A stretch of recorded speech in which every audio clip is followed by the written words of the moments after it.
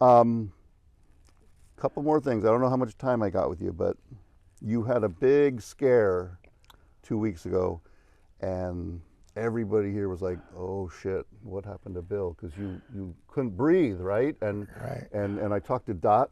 She said she was here, and normally, like, she doesn't come that often. So when she's here, usually you're glad to see your old friend. And she was dancing around, and she looked over at you, and she said you weren't being responsive at all. You were just kind of in your own mind, kind of sitting there.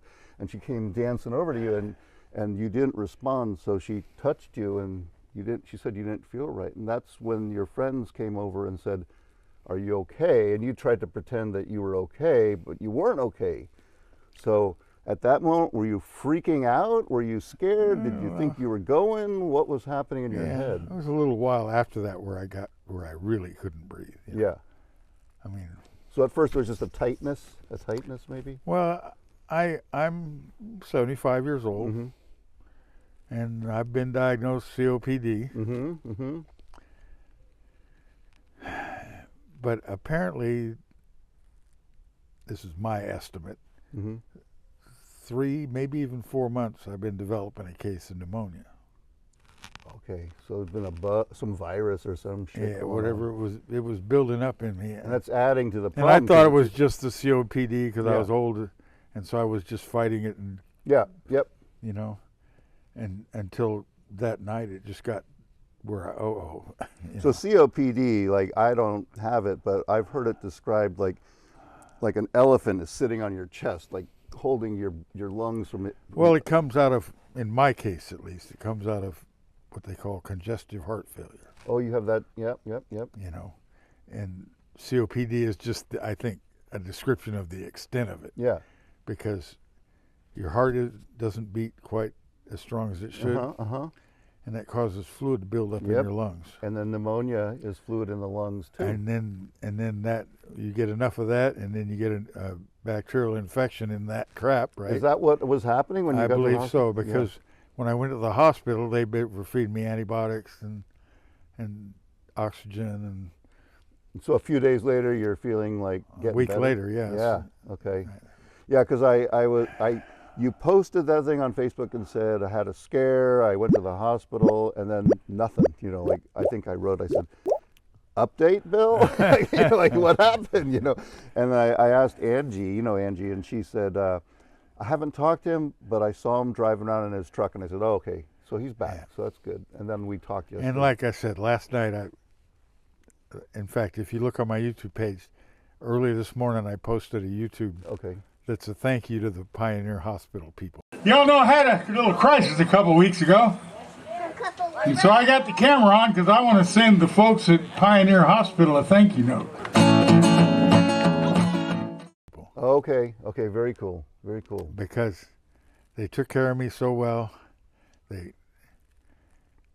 And you'll see there, last night I felt the best I felt in months. Yeah, that's what you said last night. You know, and so. Yeah. Well, we're glad you're back. I'm as good as it gets right now. Yeah. Yep. know. Well, we're glad you're back. And, if you have congestive heart failure, one thing you're doing right is being very active. Like, I see you moving around up there, like people who get congestive heart failure, a lot of times they sit on their ass. And I don't know if you notice, don't have that swelling. I do. Yeah. I do. Not bad. Not too, See, a little bit. See the old sock ring there, man? Yeah. A little bit, but Yeah. I've seen people like big old ankles. Yeah, and I walk every day. Yeah. So that's a good secret. Me and Pink and Carlos would go take a walk in the mornings. Yep. So you said when you were here, you just thought it was COPD or something, and then all of a sudden it started getting worse. And by that time, the ambulance had taken you, and you started feeling better. At one point, did you ever have any revelation of like, hey, if I come back, I want to do this or that, or did you have some, like, what? Well, I've cut back on a lot of stuff I do. Yeah. Here, 20-some years I've been doing this now. Yeah. And just now there's some people want to invest in it. And I don't have the health to move forward with it. Yeah, in here. And so that carries a pretty big frustration for me. But I've got people want to help out, and now there's some money coming in where I can make it happen. Okay, and is this maybe not the real estate, but the concept, the business? Is it sort of like an entity that you own or something? It's actually a California nonprofit corporation. Okay, cool. That was smart to do that.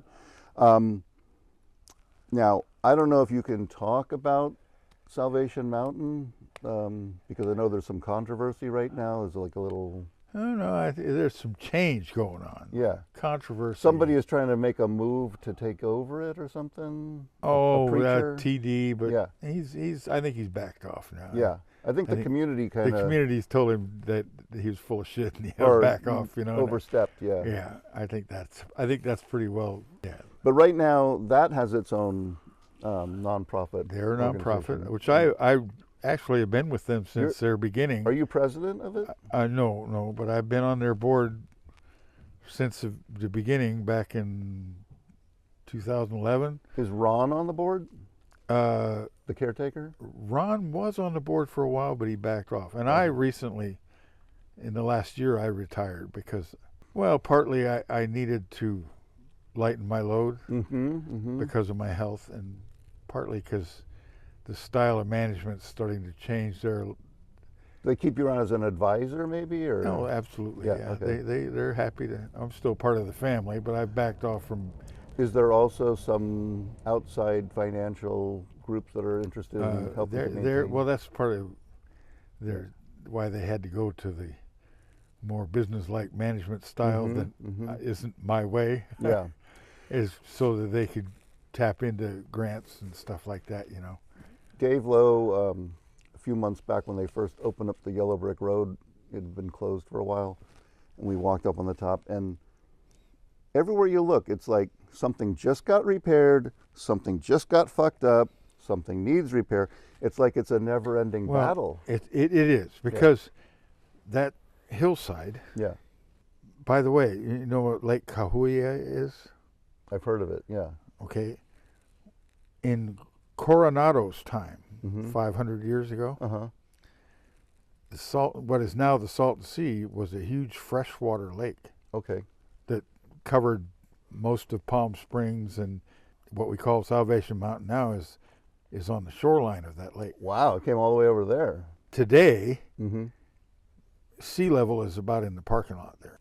But if you look at the hill, it's layered. It's ancient sea bottom, right? And it's layered with clay and sand, and sandstone, and clay and sand and sandstone over the millennia. And I believe that water flows through that. Oh, it's porous. Yeah. Okay. It flows through the layers of it, right? Yep. And that causes a certain amount of erosion constantly. So the hillside is moving. Yeah. And if you being there for years, the areas where Leonard had painted up and did the artwork, it would sag and run down, and and you can still see parts of that.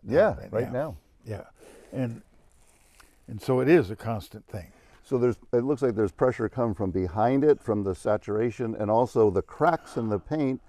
Water goes in there, and it finds a weak spot. All of that is happening. Yeah. So it is a constant thing of keeping it up.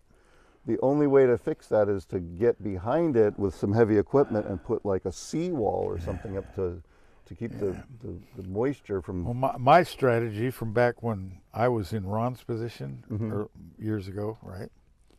And I would, my strategy was to cap the top really thick and heavy. Yep, so it flows down. So the water goes the other way, because right? behind it goes down. So behind it, you're not going to have that... But I think it's coming because it comes off of this plateau up there where the tanks are, right? And I think the water flows through the layers in the plateau, and so you're never going to defeat it completely. It's always finding the lowest ground. Yeah. So it's a constant erosion, and the hill's a moving thing. But it seems like Leonard had it pretty stable when he was around. No, he was constantly doing it over. Also? Okay. If you look at historical pictures through it, there's always something. And Leonard wasn't real religious about keeping the artwork the same. You know, a lot of shit just got painted the color of paint he had in his bucket, right? Yeah. You know? It's a organic process. So it constantly changed. Yeah. Now, one thing I did notice about Salvation Mountain is a lot of effort is being done to save the mountain and the grotto. But the vehicles, when I first saw them 5-6 years ago, they were a little faded then, but now they're very faded. I mean, they're starting to There's some effort being made especially on the truck that he lived in. yeah, yep, with the owls. But that's expensive and difficult. And, Yeah, a lot of tiny handwork. Yeah. And there's so little of it that remains of Leonard's hand anymore, which is lost forever. But Ron is so good about recreating it that it's pretty close. One cool thing that Leonard did was on the wording, he made it raised a little bit so that when you paint over it and you refresh it, you're painting layers of paint over the original, and the original is still in there. It's just being but the caulking gets old and peels off. Yeah, caulking lasts 15 years maybe, right? 15, 20 years if you're lucky. Real lucky out here in the sun. Yeah. Oh yeah. 5 years.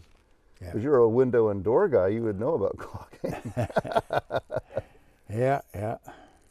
Well, listen, Bill. I mean, thank you so much for sitting down, and it means the world to me. But the bigger thanks are, I wanted to thank you, on record for creating this magical place and sharing it with the world and being a magnet for all of this creativity, and you're making the world a better place. So well, there's a bigger movement afoot here in Slab City. Really? You want to talk about homeless? What's that? Want to talk about homeless people? They're everywhere, and it's only going to get worse.